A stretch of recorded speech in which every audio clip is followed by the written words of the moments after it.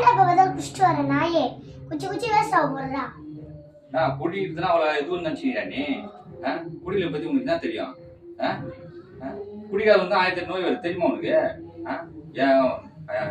PT பிடிக்க மாட்டானா, தண்ணி அடிக்க மாட்டானா, எந்த பழக்கமும் இல்லையா? ஆனா அவன் தான் சீக்கிரமா சாகுறான். கேன்சர் வந்து அது வந்து இது வந்து குடிக்கிற நீங்க செத்துறானா?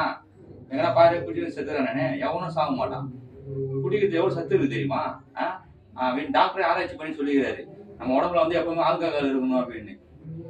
ஊட்டச்சத்து இருக்குது, இரும்பு சத்து இருக்குது, புரத சத்து இருக்குது, எவ்வளவு சத்து இருக்கு தெரியுமா? அந்த போட்டோம் வச்சுக்கோ அப்படியே ஜிம்முன்னு ஆயிடும் உடம்பு.